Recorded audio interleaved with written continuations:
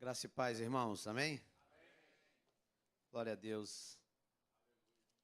Vamos abrir a Bíblia no livro de Salmos, no capítulo 30.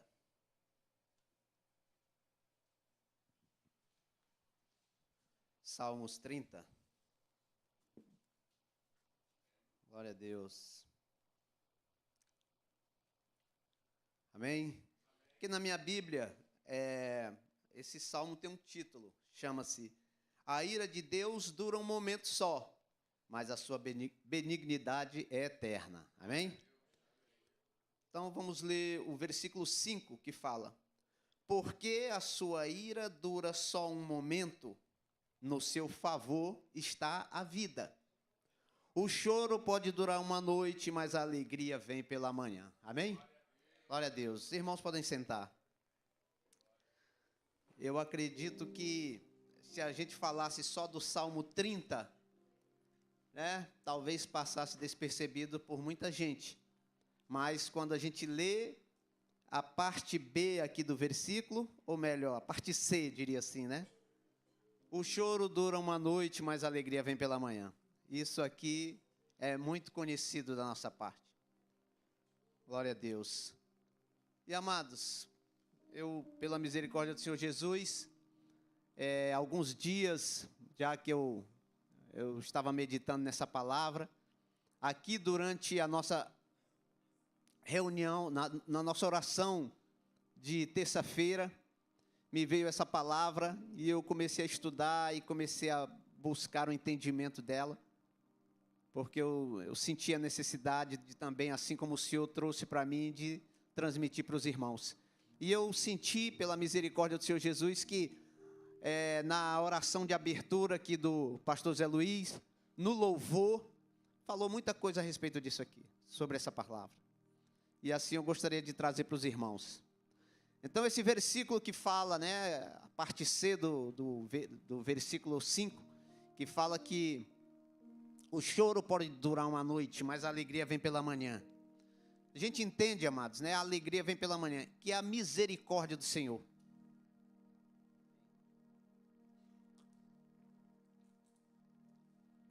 Que é pela misericórdia do Senhor que essa tristeza, que essa aflição, que essa angústia que muitas vezes a gente passa, ela não é definitiva. Ela tem um momento. Nada nessa vida, vai durar para sempre. Só, não mais nessa vida, mas quando a gente for para o céu, aí sim, lá é eterno. Mas o que acontece aqui na face da terra, nada é para sempre. Tudo tem um limite, Então a gente muitas vezes pensa que, quando se fala novamente, o choro pode durar uma noite.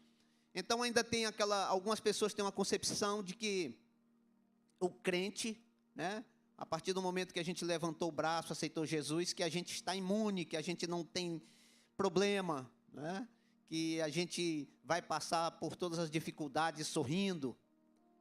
E às vezes a gente, não vou dizer nós aqui, porque aqui tem muito crente já experiente, mas se tem alguém ainda novo na fé, novo convertido, meu irmão, não acredite nisso, tá? Não é verdade. A gente sim passa por problemas, tá? Mesmo que a palavra de Deus diz que o sofrimento, o choro dura uma noite, mas a alegria vem pela manhã. Mas então, nós não estamos livres. Nós não estamos livres do problema, tá?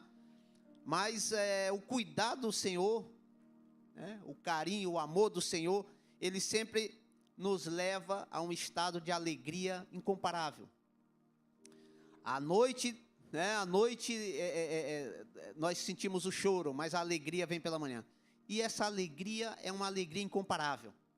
É uma alegria realmente que transcende o nosso entendimento, Quantas vezes a gente está enfrentando um problema e quando o Senhor resolve para nós, nos dá a solução, nos dá o direcionamento, como aquilo nos enche de alegria, E às vezes a gente até pensa, meu Deus, como é que foi? Ou então a coisa se resolveu de uma forma e às vezes você pode pensar, meu Deus, mas foi tão fácil resolver, Eu estava com a cabeça tão preocupado com relação a isso, mas foi tão fácil resolver. É a misericórdia, amados. É o Senhor, é a misericórdia dele. Conforme foi falado aqui, acho que pelo pastor Zé Luiz, ou não, o irmão Arnaldo, que falou, nós não temos, amados, uma coisa a gente tem que ter em mente, nós não temos nada para tentar barganhar com Deus. Nada, nada, nada das nossas mãos. Nós não somos dignos de querer colocar Deus contra a parede, porque a gente precisa daquilo ali. Nada. Nós não podemos ofertar nada para Deus, porque nós somos pecadores, nós somos limitados. Mas é a misericórdia do Senhor. E nós vamos ver aqui, mais à frente, algumas coisas que a própria palavra de Deus fala sobre isso, que é a misericórdia do Senhor. Então, uma coisa, eu queria que os irmãos gravassem umas frases aqui, eu coloquei 3 frases aqui, no meu sermão aqui, para a gente ter isso em mente. A primeira dela é a seguinte, ó, a solução para todo e qualquer problema na vida do homem chama-se Jesus. Tá? A solução para todo e qualquer problema do homem chama-se Jesus. É o nosso Senhor. Eu já tive a oportunidade de falar outras vezes aqui, e quando a gente fala de salvação, né? Como diz lá no livro de Atos 4,12, que não há salvação em nenhum outro, porque abaixo do céu não existe nenhum outro nome dado entre os homens, pelo qual importa que sejamos salvos. Ou seja, Jesus é o especialista em salvação. Não há salvação fora de Jesus. A gente vê aí, amados, algumas igrejas, algumas seitas, né? Que diz que todos os caminhos levam a Deus. Ah, não é só isso não, muitos caminhos, ou todos os caminhos levam a Deus. Muita gente fala isso por aí. E eu não vou dizer que o cristão acredita nisso, mas a gente vê muita gente embarcando nessa barca furada. E tem uma frase do Martinho Lutero que eu acho muito interessante, que ele diz o seguinte, ó, qualquer ensinamento que não se enquadre nas Escrituras deve ser rejeitado, mesmo que faça chover milagre todos os dias. Então, não se enquadrou nas Escrituras, qualquer lugar que você escute por aí que todos os caminhos levam a Jesus, cai fora, isso é armadilha. Isso é mentira. Salvação só através de Jesus. Então, quando nós lemos essa frase, né, esse versículo, a gente sabe que foi Davi que escreveu. Né? E aqui a gente entende que Davi, quando ele escreveu isso, ele deveria estar enfrentando um problema muito sério na sua vida. Alguns historiadores dizem que quando Davi escreveu sobre isso aqui, mas a gente voltando aqui rapidamente no versículos, os 3 primeiros, ele diz assim, ó, exaltar-te-ei, ó Senhor, porque tu me exaltaste, e não fizeste com que os meus inimigos se alegrassem sobre mim. Senhor, meu Deus, clamei a ti e tu me saraste. Então a gente acredita aqui que era uma enfermidade. Senhor, fizeste subir a minha alma da sepultura, conservaste minha vida para que eu não descesse ao abismo. Ou seja, ele esteve muito perto da morte.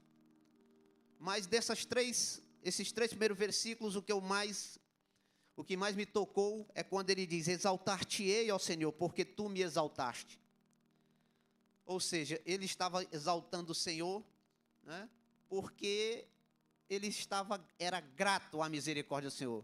Senhor, eu estou te exaltando porque tu me exaltaste, ou seja, eu estou retribuindo aquilo que o Senhor já fez por mim. Eu estou agradecendo ao Senhor por suas bênçãos. Então, quando ele fala aqui sobre a enfermidade, sobre, né, que não deixou que os meus inimigos... Então, os historiadores dizem que acreditam, a Bíblia não fala sobre isso, mas os historiadores acreditam que Davi aqui estava falando sobre o que está lá em 2 Samuel, capítulo 24, quando fala do censo que Davi fez para contar o seu exército. E aí, às vezes, a gente pegando um texto isolado, né? Mas por que ele foi punido por querer contar, né, o seu exército? Qual o problema nisso? O problema, amados, hoje de manhã a gente falou sobre isso. O pastor falou sobre a soberba, né? Falou sobre é o princípio, né? É isso que fala, a soberba é o princípio da ruína. Precede a ruína. A soberba precede a ruína. Na verdade, quando dá a intenção do coração de Davi, amados, a gente tem que prestar atenção numa coisa. A palavra de Deus nos deixa bem claro que naquele grande dia nós seremos julgados não só pelo que a gente fez, né? Não foi só por aquilo que eu fiz isso aqui sem pensar. A gente pode até enganar um ao outro, mas para Deus não tem como. Então nós seremos julgados não só por aquilo que a gente fez, mas a intenção do coração. Por que que eu fiz aquilo? Eu estava movido pelo quê para fazer aquilo? Para pecar. Principalmente isso, pecar. E o coração de Davi, naquele momento ali da intenção dele fazer esse censo, era para se exaltar. Pensando, né, que olha, as vitórias que eu conquistei foi por causa do meu exército que é poderoso. Quando na verdade não foi o exército, foi a mão de Deus. A vitória, todas as vitórias que Davi teve, como as nossas vitórias, é pela misericórdia do Senhor. Não se trata de eu passei em primeiro lugar no concurso porque eu estudei muito. Glória a Deus por isso. Eu fiz a minha parte. Mas naquele momento lá, que também teve muita gente que estudou também. Muita gente que se preparou muito. Mas a misericórdia do Senhor sobre a minha vida de fazer com que eu lembrasse aquilo. Trouxe à minha memória aquilo que eu fiz ali e que me garantiu o primeiro lugar. Então, em tudo, amados, já foi falado aqui, em tudo dai graças. Né? Lá é 1 Tessalonicenses 5,18, em tudo dai graças. Então, a gente não tem que dar graças ao Senhor só pelo aquele momento bom, pela vitória, pela alegria. É em toda situação. E aí é que está o problema nosso. Né? Quando a gente realmente, como o pastor falou aqui, quando a gente está passando por um momento de aflição, dificilmente a gente lembra de dar graça. Né? Glória a Deus. Então, Davi, né, nesse sofrimento, nessa experiência que ele teve de quase morrer, ele reconhece que aquele sofrimento havia chegado até ele, e num momento de muito orgulho e prosperidade. Exatamente, é nisso aqui que os estudiosos acreditam que esse momento de orgulho e prosperidade dele, que ele cometeu esse pecado, de querer contar, e ele contou, né? E aí depois o profeta Gade chega lá para ele e diz, olha Davi, tu errou, tu pecou contra Deus, porque a intenção do teu coração era de tu se ensoberbecer. Então, por conta disso, agora Deus ainda foi tão bom que botou 3 opções para ele. Né? 7 anos de fome, 7 anos de seca, 3 meses perseguido pelo teu inimigo, ou 3 dias de praga. E Davi, reconhecendo o erro dele, ainda, né, com as minhas palavras, amados, ele diz assim, mais ou menos, ó, não, eu prefiro cair na mão de Deus, porque Deus é misericordioso. Se eu tiver que passar pelos 7 anos de fome e de seca, 3 meses de perseguição, o meu inimigo não vai ter pena de mim, não vai ter misericórdia de mim, mas Deus vai. Né? Ele tem, todo dia o Senhor tem mostrado isso, como Ele tem misericórdia de nós.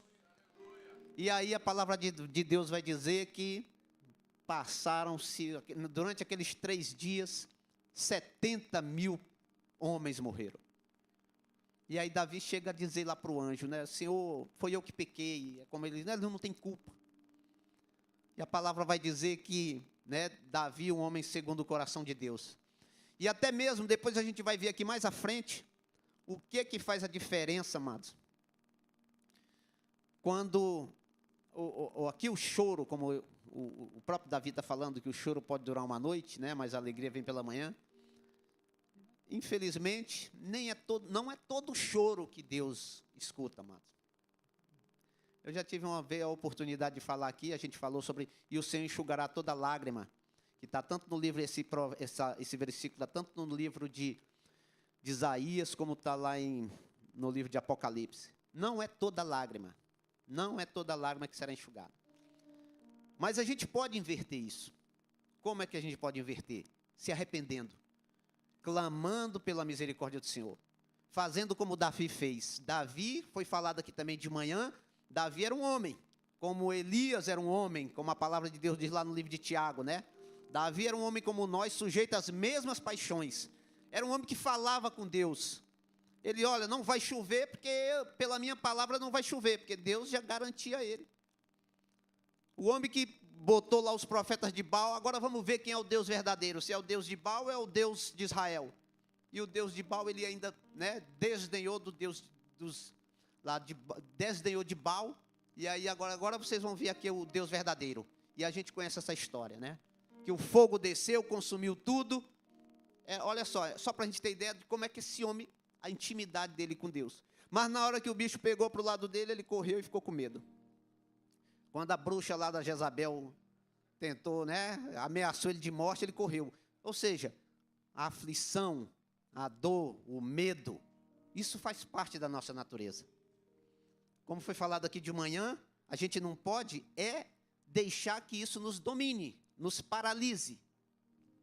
A aflição, o terror, o medo, isso não pode nos parar, não pode. Então, quando ele fala aqui de choro, né, o salmista fala de choro, é isso aí. A gente entende como isso, como dor, tristeza, aflição, né?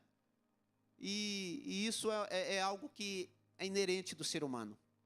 Por mais que a gente... Quantas e quantas vezes nós já falamos da palavra de Deus para alguém, quando está passando por esses problemas, né, que está vivendo esse choro.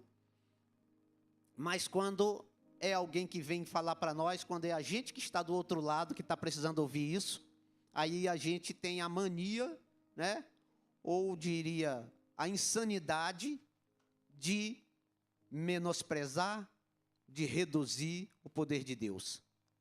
É como se fosse assim, olha, quando eu estava pregando para alguém, falando que Deus é santo, é poderoso, que Ele vai curar, que Ele vai salvar, aí Deus é poderoso. Mas quando é alguém falando para nós, aí a gente já, poxa, sim, é verdade. Mas aquela verdade, sabe, meia boca, assim, não dando muita... Parece que a credibilidade do Senhor né, para nós, nessa situação já não é tão grande, né? Então, amados, uma coisa é certa, né? Independente da idade, da religião, né, da sua condição financeira, né, da sua posição intelectual, do sábio, do branco, do pobre, do rico, não importa isso. Todos nós estamos propensos a experimentarmos esse sofrimento em nossas vidas. Esse sofrimento faz parte da nossa vida. O próprio Jesus sofreu. O próprio Jesus foi tentado. O próprio Jesus chorou. Então, o choro não significa sinal de fraqueza. Não significa que Deus nos abandonou. Glória a Deus. Deve ser o vento lá fora. E aí, lá no livro de... e esse choro não é sempre, amados.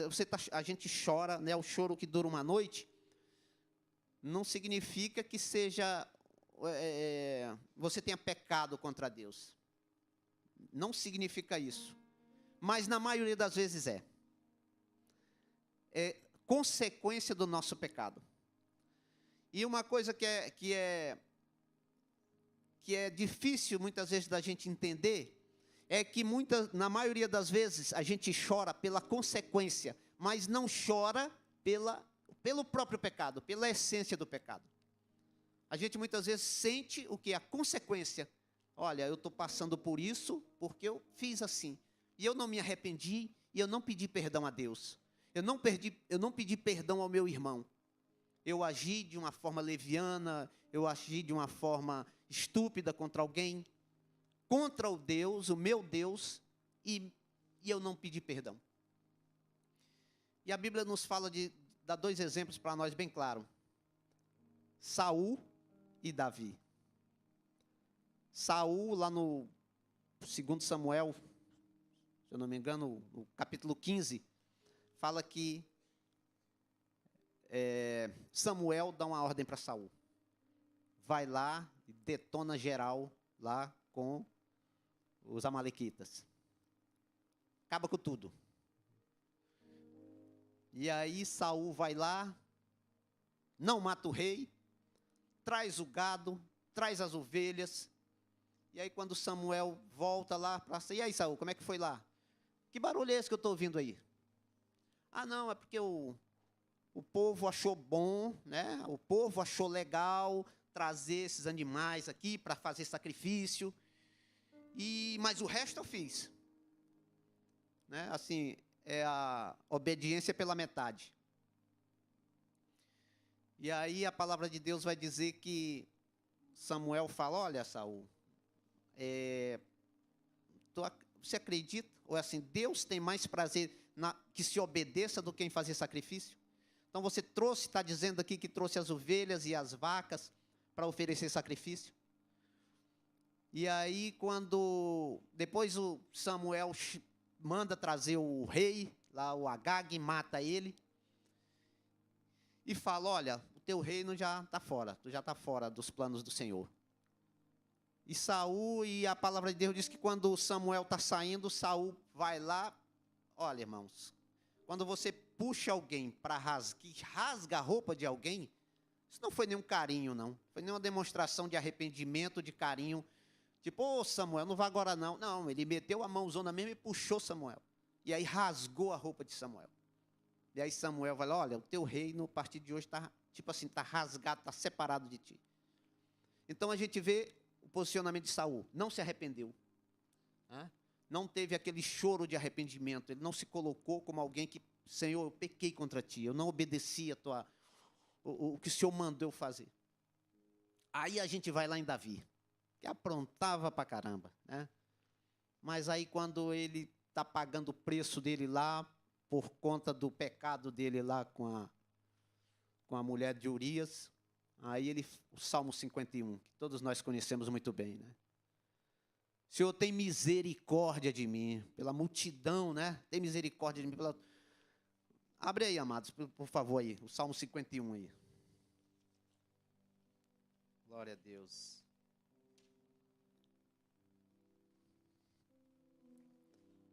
Leia esse primeiro versículo aí do Salmo 51, por favor. Segundo a tua benignidade. Misericórdias. Né? Então, apaga as minhas transgressões segundo a multidão das tuas misericórdias. Olha só como é que é a diferença de Saul e de Davi. Né? Ele diz lá na frente, né? Contra ti somente pequei e fiz o que era mal aos teus olhos. Então a diferença está aí, amados. A consequência do pecado é como nós nos posicionamos diante de Deus para pedir perdão por aquilo que a gente fez.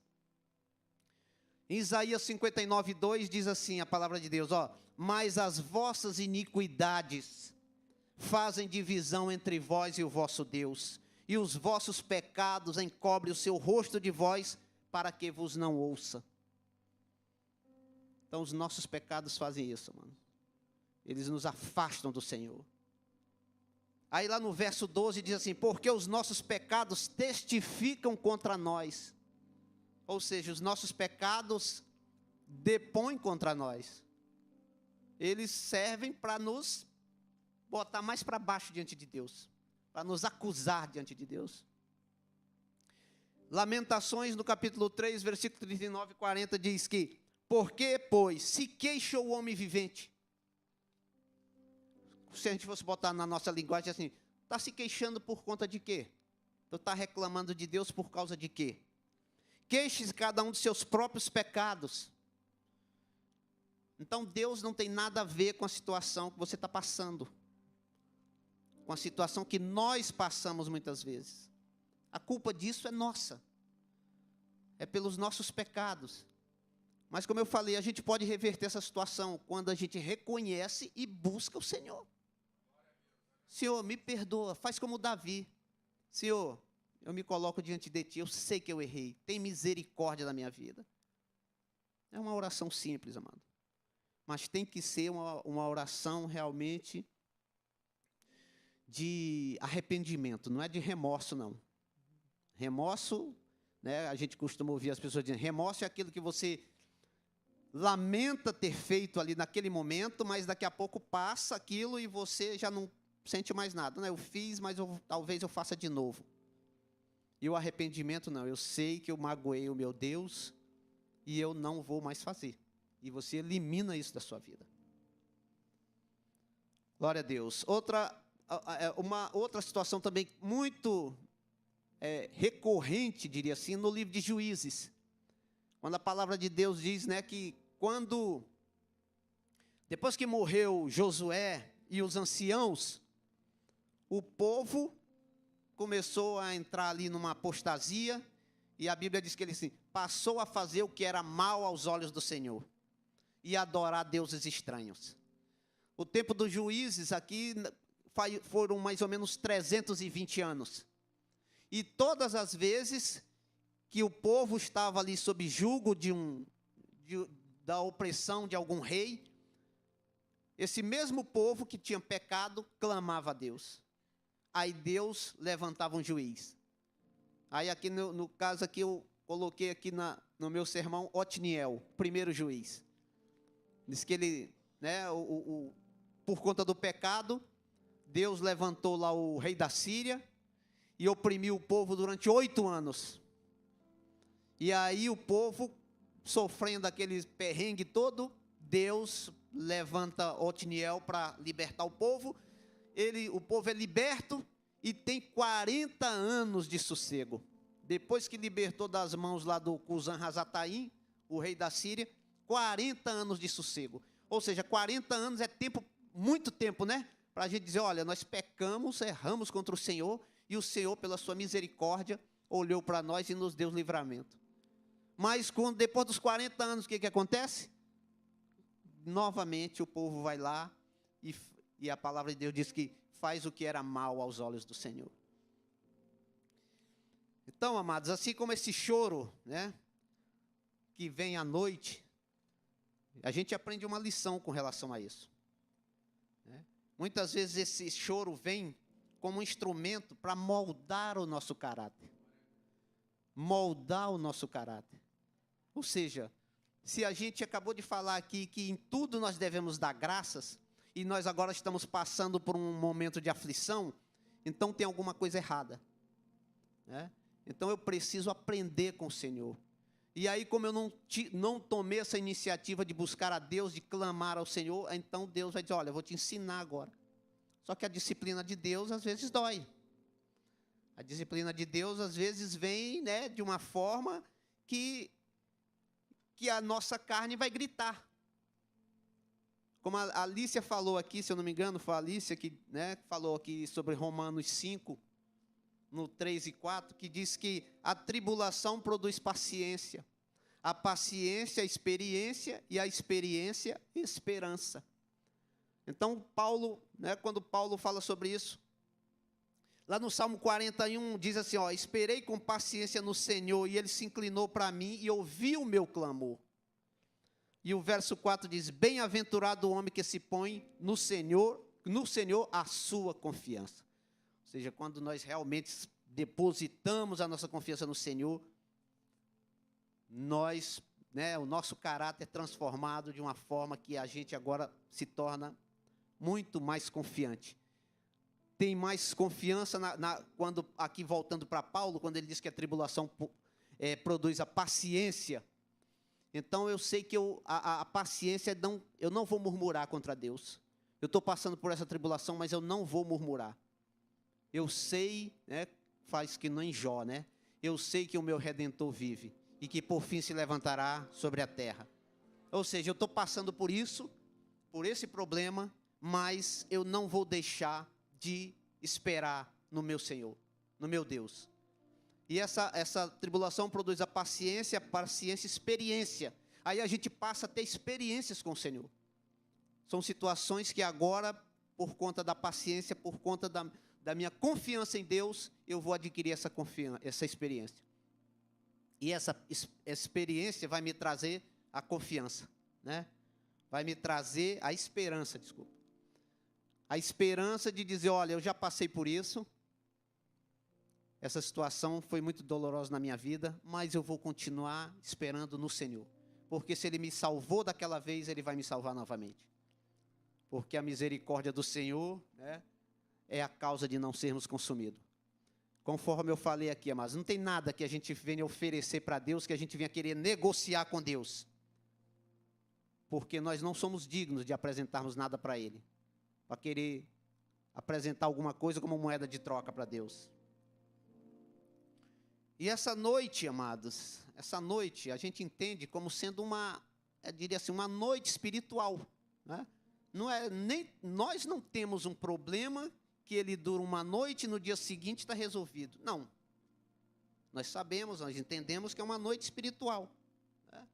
É uma noite que aqui a gente viu aqui, quando eu falei aqui sobre o livro de Juízes, teve um que durou 8 anos, uma noite que durou 8 anos. O sofrimento desse povo clamando a Deus. E como eu falei no início, nem é todo choro que Deus enxuga. Porque muitas vezes é um choro de inveja, é um choro de raiva, que eu estou, né, um choro de inveja do meu irmão, um choro de raiva do meu irmão. Nós como cristãos, amados, não podemos agir dessa forma. Deus tem a misericórdia de nós para que isso não faça mais parte da nossa vida. E a Bíblia vai dizer, né, que o choro dura uma noite, mas a alegria vem pela manhã. E essa disciplina que a gente passa, né, esse período dessa noite que Deus nos concede aí de vivermos, né, esse tempo aí que a gente passa nesse sofrimento, é algo que vem realmente assim, acrescentar na nossa vida de uma forma, porque Deus transforma a situação. Aquilo que no início era um problema, eu via como um problema sem solução, aí Deus, pela sua misericórdia, vem e resolve para nós. Nos dá a graça, pela sua misericórdia. E então esse problema, o choro dura uma noite, mas a misericórdia do Senhor é para sempre. A misericórdia do Senhor, ela é firme e é duradoura. Tá? Então, apesar, mesmo quando a gente estiver vivendo essas aflições, esses problemas, nós devemos sempre dar graças a Deus. Porque nós desfrutamos desse favor pela vida toda, pela vida inteira. A palavra de Deus nos diz que, lá no livro de Efésios, né, capítulo 2, versículo 8 e 9, também a gente conhece muito bem, que diz que pela graça sois salvos, ou seja, assim, nós somos salvos pela graça do Senhor, ou seja, pelo favor do Senhor. E ele diz ainda, através da fé, mediante a fé. E isso não vem de vós, é dom de Deus, não por obras para que ninguém se glorie. Ou seja, a nossa salvação é exclusivamente pela graça de Deus. Como eu falei, nós não temos nada para apresentar para o Senhor, para dizer, ó Senhor, como eu fiz isso aqui, aí eu acho, né, a velha história do achismo, né? Eu acho que eu mereço um crédito a mais aí, né, porque eu dizimo lá na tua casa. Eu sou pastor da tua casa, o diácono, diaconisa, missionário, então eu tenho um crédito a mais. E a palavra de Deus vai dizer que é pela graça, pelo favor do Senhor. É pelo favor dele que nós somos salvos. Glória a Deus. E lá no livro de Isaías, também 54, 7 e 8, diz assim, por breve momento, novamente falando que, né, o choro pode durar uma noite, mas a alegria vem pela manhã. Então, esse breve período aí, né, que, como eu falei aqui no livro de Juízes, o primeiro juiz libertou o povo depois de 8 anos. Então, um choro de 8 anos. Mas lá no livro de Isaías ele fala assim, por um breve momento te deixei, mas com grande misericórdia torno a acolher-te. Num ímpeto de indignação, escondi de ti a minha face por um momento, mas com misericórdia eterna me compadeço de ti, diz o Senhor teu Redentor. Olha só, o mais interessante aqui é isso, ó. Num ímpeto de indignação, escondi de ti a minha face. Deus é misericordioso, Deus é bom, sua misericórdia dura para sempre. Mas os nossos pecados faz com que a gente escute do próprio Deus isso aqui. Por um ímpeto de indignação, escondi de ti a minha face. Por um momento. Agora, o momento de Deus é que, né, a gente sabe que esse momento de Deus aí, Quando ele diz que um dia para ele é como 1000 anos, né? Então, esse momento dele aí é o que muitas vezes a gente passa. Quando a gente está passando por um problema e parece para nós que não tem solução.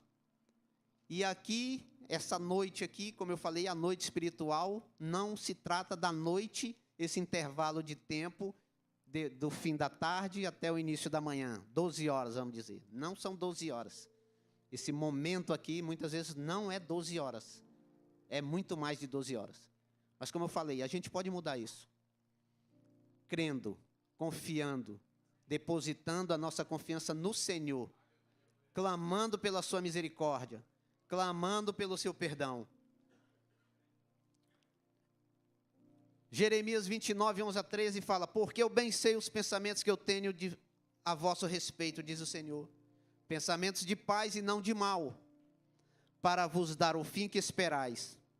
Então me invocareis e ireis, e orareis a mim, e eu vos ouvirei. Buscar-me-eis e me achareis, quando me buscardes de todo o vosso coração. É o arrependimento. Senhor, eu estou passando por essa prova. E o Senhor diz: então me busca. Me busca com o teu coração. Me busca com o que há de mais precioso em você. Lá no livro de Josué 23:11, ele diz assim: portanto, empenhar-vos em guardar a vossa alma, para amardes o Senhor teu Deus.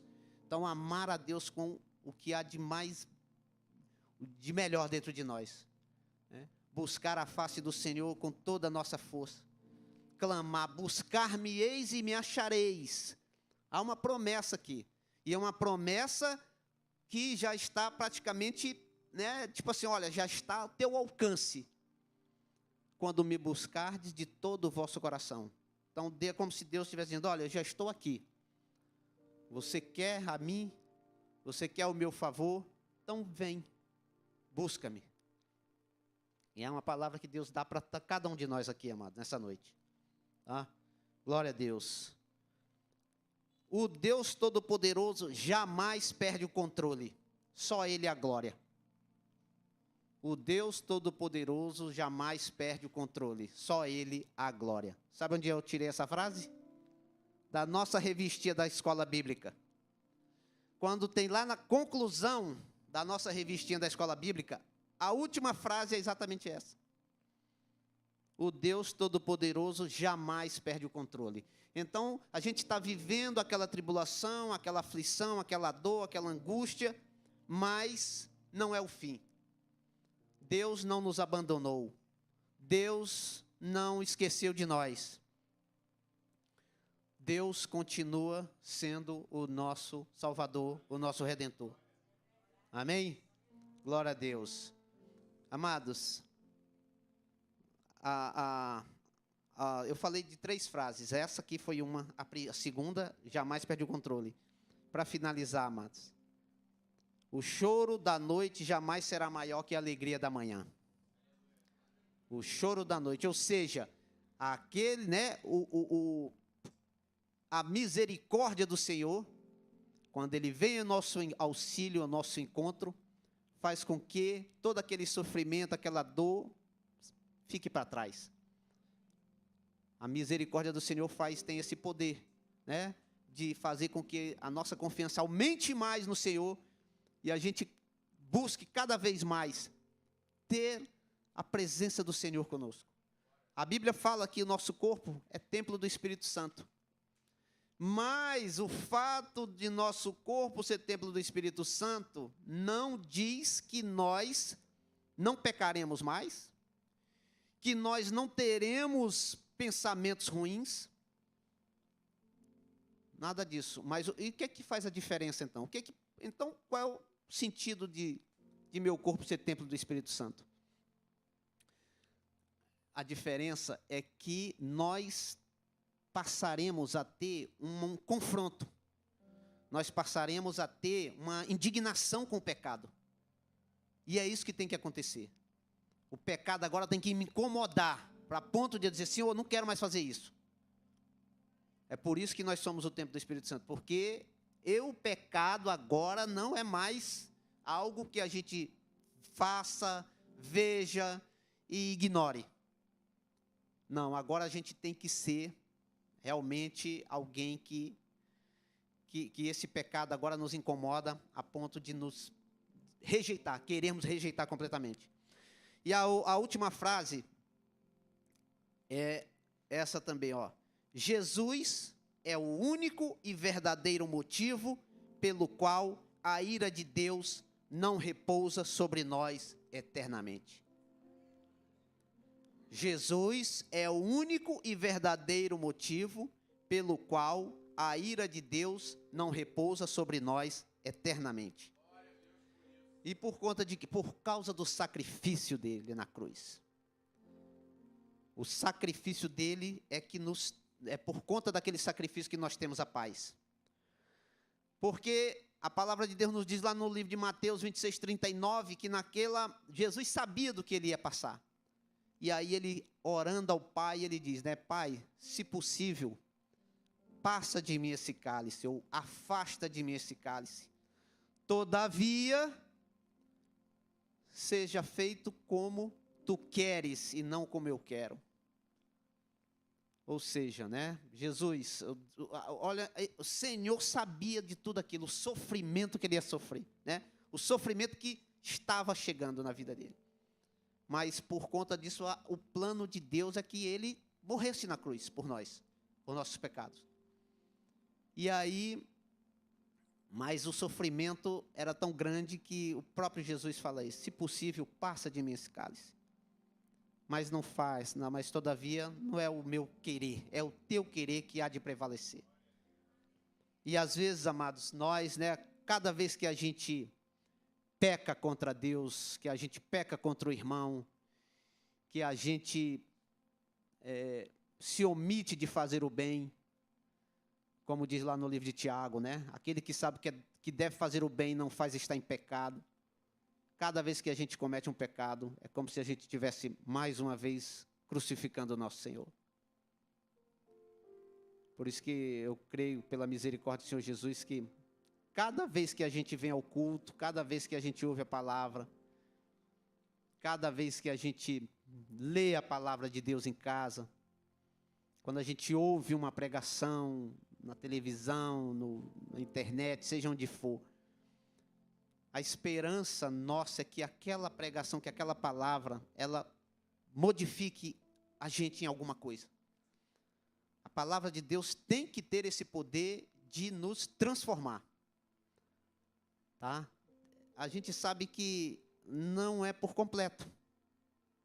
Né? A gente não é uma pregação que vai me mudar completamente, mas eu tenho que buscar. Cada vez que eu leio a palavra de Deus, eu tenho que buscar uma transformação na minha vida. Clamar a Deus que mude alguma coisa na minha vida. Por isso que eu costumo dizer, Senhor, que hoje, que amanhã, eu possa ser melhor do que eu fui hoje. Que amanhã o Senhor, o ensinamento, aquilo que o Senhor traz à minha memória, modifique alguma coisa na minha vida, de algo que eu fiz hoje, mas eu não quero fazer isso amanhã. Me ajuda, Pai. E só através de Jesus. Essa mudança só através do Espírito Santo de Deus. E, amado, a nossa alegria, né? As nossas alegrias, a alegria que vem pela manhã, tem uma alegria. A nossa alegria é uma alegria, diria, que ela não dura muito, né?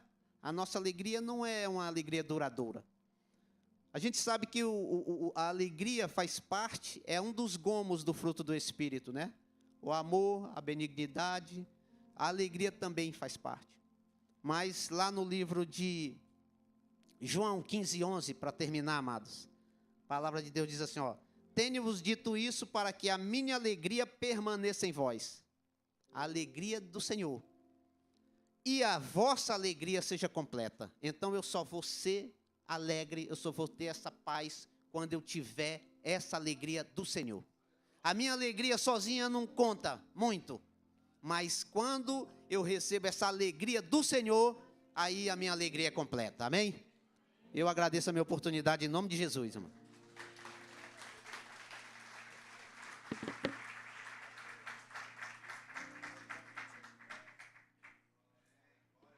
Glória a Deus, irmãos. Amados, antes o pastor perguntou ainda há pouco, né, quem que estava nos visitando, e acho que só a minha sobrinha, e teve uma irmã aqui que levantou a mão. A irmã já é evangélica? Glória a Deus pela sua vida.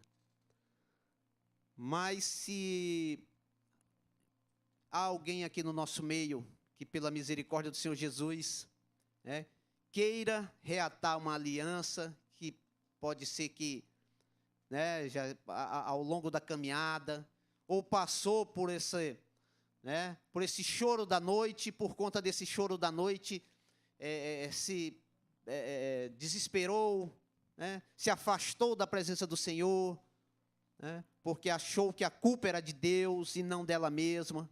Mas eu creio que através dessa mensagem de hoje, o Senhor tocou em seu coração, e pode ser que essa pessoa queira vir aqui à frente e reatar, né, essa aliança que havia perdida com Deus.